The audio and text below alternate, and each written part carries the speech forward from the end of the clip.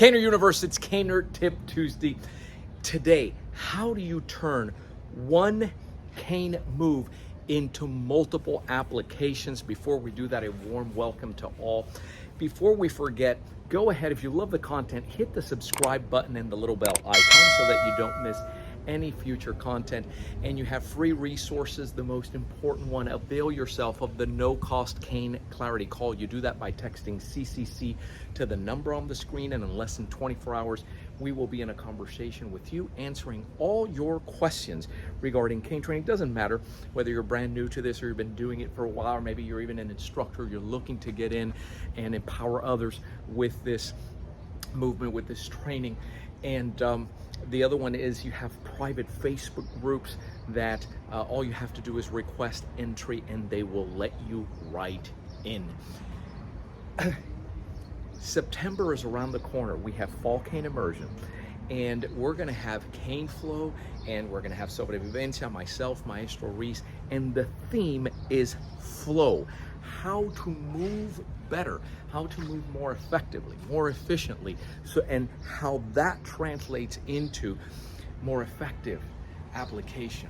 I want to show you, because both for Sobrevivencia and for CaneFlow, similar movements, but out of how one movement that you can find in both, something like this, there's multiple applications with variation to that. And they'll look this way, some that looks like this. I think everyone would agree that you have these kinds of applications in both of these, and then something that looks that way. So I'm going to break those down, and of course it connects not just with the cane, but the cane and the empty hand. So let's take a look at that. This one is coming off of the common roundhouse punch. They're going to knock your block off here. Oh, and in combination with, and the cane came out here for whatever reason, you're not going, power shot mode. It's close quarters here, and you already came up here. So it's assuming that you're from here to here. Now you're going to go ahead and move. See how that 1-2, and you have that double movement. So one of the ways to do that is to stick to that outside. And you're using this to come back in and jam and come right in. So that movement that comes here. Now this can certainly serve to strike, deflect and strike, because you're playing the distance game, right? The tool gives you that. But I can also, if I got caught here, move, bam, there it is. What if I didn't shift my feet? See how in one of them I'm shifting my feet, I'm doing this and I'm doing this, but hey, maybe I got caught here and here. How would that work? So if it's coming here, now I'm still gonna go ahead and move. Watch what I do with my knee. I'm going to knee to the side of the leg here where the TFL is, right? That TFL is responsible for locking the knee. So when I go in here, that knee is going to buckle. And so everything happens at once. And what is the movement here? So I did this, and then what are you doing? You're simply walking. Don't you have this movement in Sobrevivencia?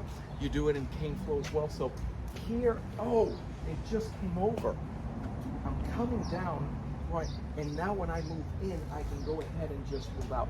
Now, if you're wondering, take a look, set this down here for a second, just so you can see what's happening. How does this connect to the empty hand? So the initial movement might come here, I do this. There's your triangle, and I want you to come towards the head so that when I move, now I have to the inside, I can go ahead and lock, I can go ahead and strike, I can go ahead and break. I have access to the outside. Even with just the strike, moving to the outside, right? You know that in ACSD as your number 3, bam, you're gonna come right across with that ear slap, come down, go ahead and lock. It's the same, it works the same mechanism if I don't move my feet. So if this is coming here and I didn't get to move, see, because I didn't move, I should have been here. I didn't do that. I'm still put, I'm in my place. He comes in, comes in here. Now I'm gonna go ahead and move forward. Watch that knee come up again, pop. Now I'm moving in straight. If you look at this, just turn slightly. This is the movement, don't move from there. Notice everything happens here. Is that not the same as the movement here with your cane. So you did this movement, and now, pop, you're gonna step right in. Well, same thing, do it from this angle. I think you'll have an appreciation for that. If you're moving here, there's the strike. That hand is secured down at the bottom. I don't even have to grab. Come in here. By the way, for those of you following the empty hand, you see why the emphasis in coming down here, it has to do with that securing. So you see how just this movement now, right, which starts off here, also has a variation that I can come here. Now, was that radically different? It's not radically different at all. It's not something like your nerve system has to learn a whole new. No, it's here. That's the movement. Now I didn't it's here, and now there's the movement, right? Now, what about when you see these kinds of pivots that you see, right? In ACSD, you see it. Caners will tell you, well, that's going in the circle. Well, not necessarily does that have to be going in the circle, but they will tell you, those in the know, that usually this has to do when you're dealing with multiple assailants, right? If you get to read the movement like a book, and you see that this kind of pivot has to do, you'll see how I do it here, turn, that has to do when you're dealing with multiple assailants, and there's truth to that. But it's not in the only context. Sometimes it's just get out of here, jam and get out. Remember, in particular with sobrevivencia, CaneFlow as well, you want to solve the situation and get out of there doing as little damage as possible. So if I move in here now, and that comes in here as well, and I jam, see how I jam above the elbow? I did this blend. See, she was trying to come back. She can't come back there. Now, you have the option. You have this, but I can just strike and get out of here. Just a movement to get out, right? Maybe I got two individuals coming. Oh, there's my deflection. There's my bump off, and I'm ready to go. You know, that's my exit strategy, and it works the same way if you do it with the empty hand. There are times where you may not, you just don't. See, there's my blend. There's my blend pivot. Now I went ahead and turned. That's a bump off and go. The bump off happens in the motion, in the movement. See it, and then there it is. You're out. You're out. Now, naturally,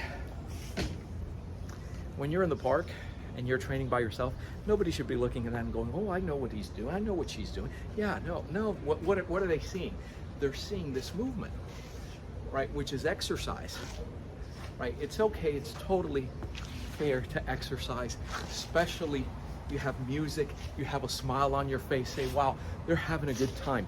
Never is it, "Boy, that individual's dangerous with a cane." That's not what we're putting out there. That's not that's not even what we teach.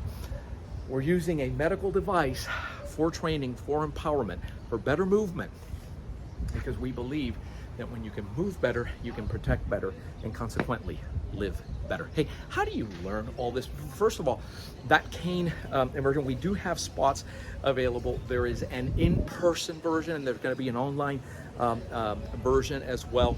There's only, as I believe, as of this recording, only 3 spots available for the online.